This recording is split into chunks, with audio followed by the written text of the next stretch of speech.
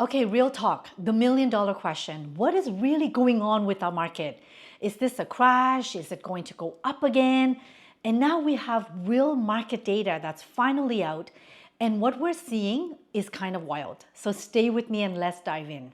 So we've got investors pulling back, first-time home buyers who are getting older, people losing money on homes that they bought just 2 years ago, and then some people are buying entire properties in cash with no mortgage at all. In today's video, we're going to dive into who's winning, who's struggling, and what this means possibly for you, whether you're buying your very first home or you're upsizing to a larger home or simply investing.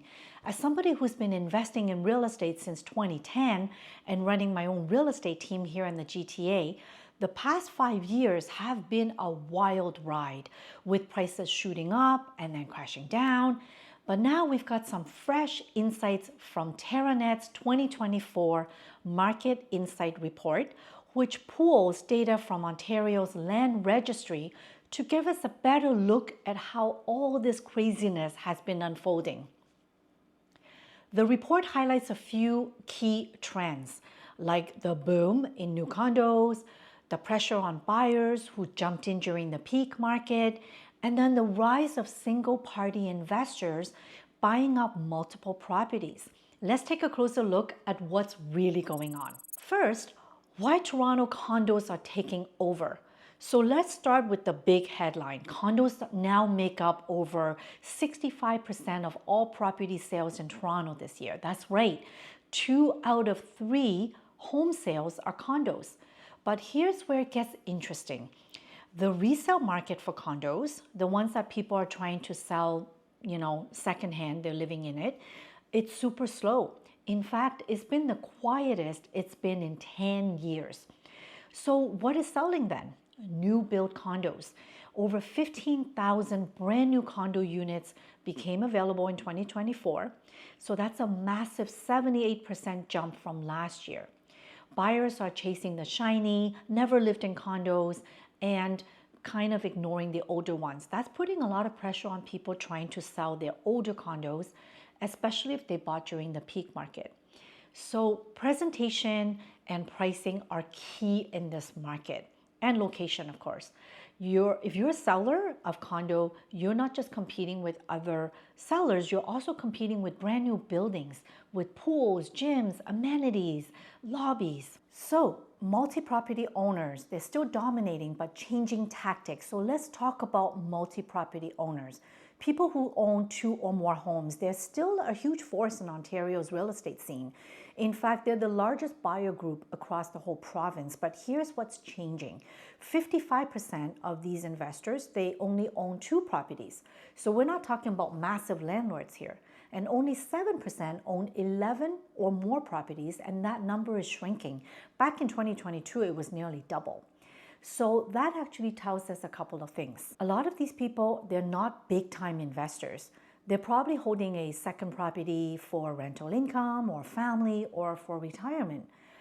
The big investors are backing off, probably due to higher borrowing costs, taxes, or even economic uncertainty. So what's also interesting is 70% of these investors are new, meaning they just picked up their second property in the past decade. So more average people are trying to build wealth through real estate. And while some areas like Waterloo or York or Hamilton, they may be cooling off, Toronto is still the favorite. In fact, investment purchases in Toronto jumped over 20% in 2024. Now here's a trend that nobody saw coming: the rise of cash-rich solo investors.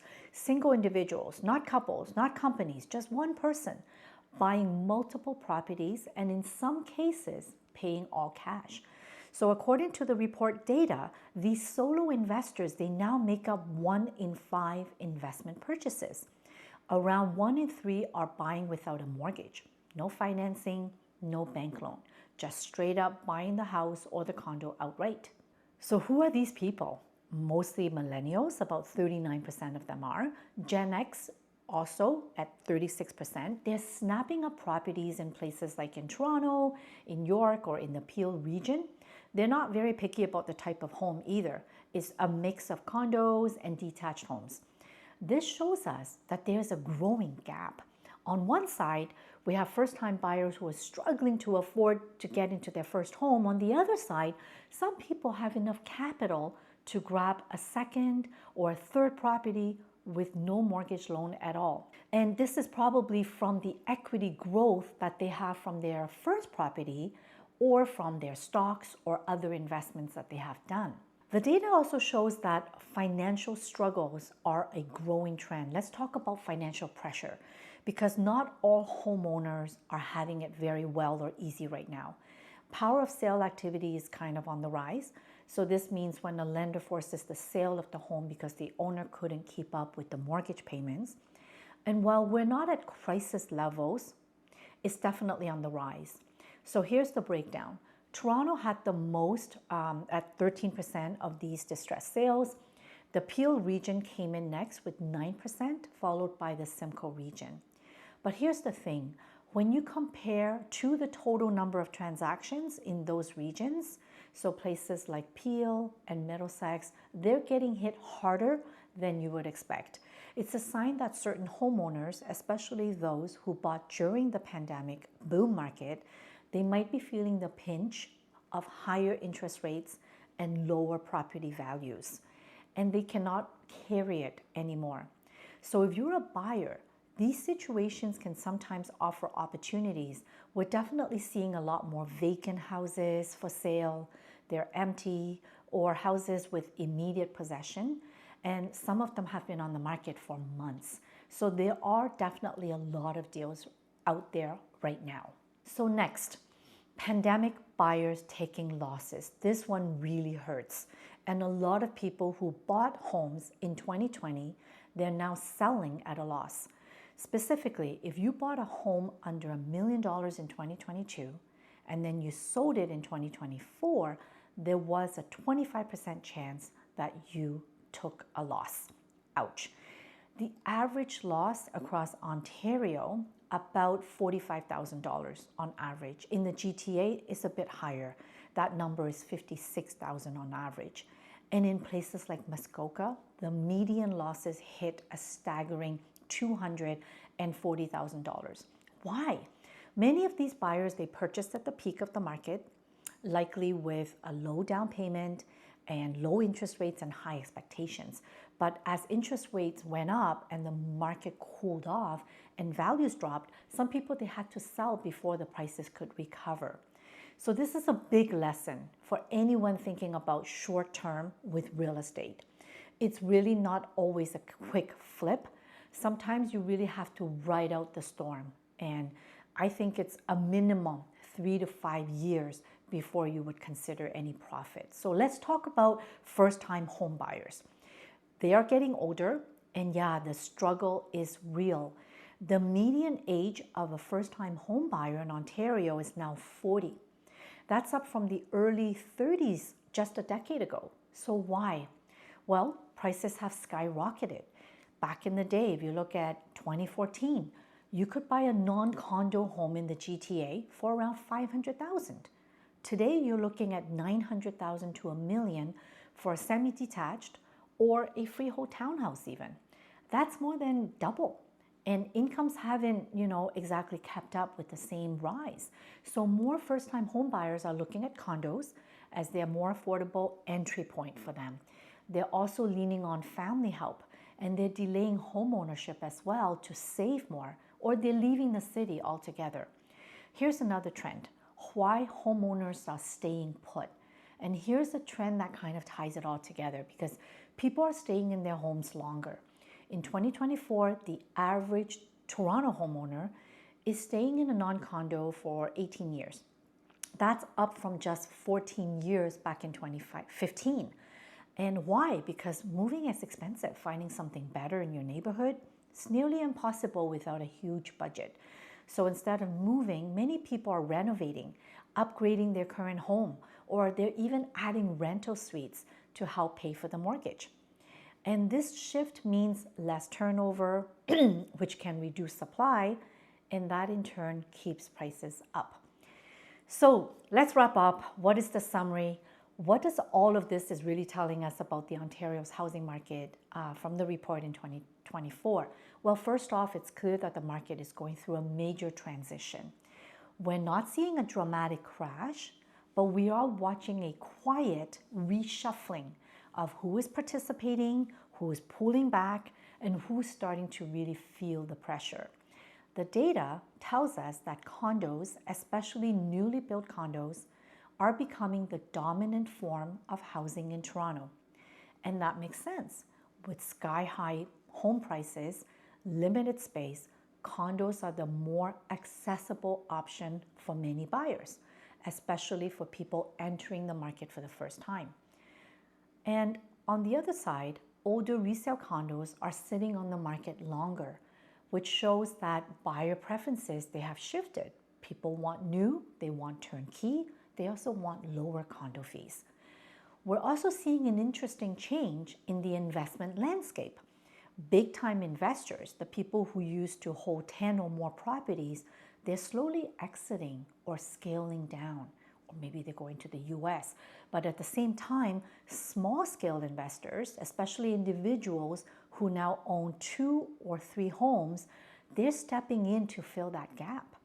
Many of these buyers, they're not overly leveraged. In fact, some of them are buying all cash. So that really speaks volumes about how the wealth is becoming more concentrated. So while some people are struggling just to get into the market, other people are in a position to scoop up real estate without even needing necessarily a mortgage loan. And for those who bought homes during the height of the pandemic market, especially in 2021 to 2022, this year has been really tough. A significant number of those buyers have had to sell at a loss. We're talking tens of thousands of dollars down the drain in just 2 years. And it's a stark reminder that timing matters in real estate, and not every purchase turns into a win. And the market isn't always forgiving, especially when buyers get caught up in the FOMO, or they stretch themselves too thin with their financing. First-time home buyers are also facing steeper challenges than before. The average age of someone buying their first home in Ontario is now 40. That's a big jump from just a decade ago. And honestly, it is not surprising. Prices have surged, wages haven't kept up, salaries haven't kept up, and most people simply can't afford a detached home in the city anymore.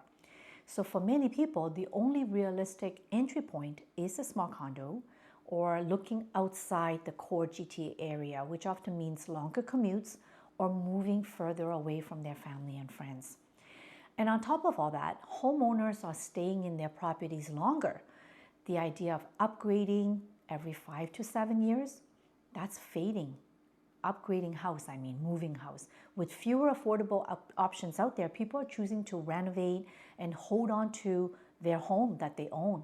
In places like Toronto, the average homeowner is now keeping their property, that's not a condo, for nearly 18 years. That's pretty a significant shift, and is contributing now to the lack of supply that continues to drive up prices of non-condo properties.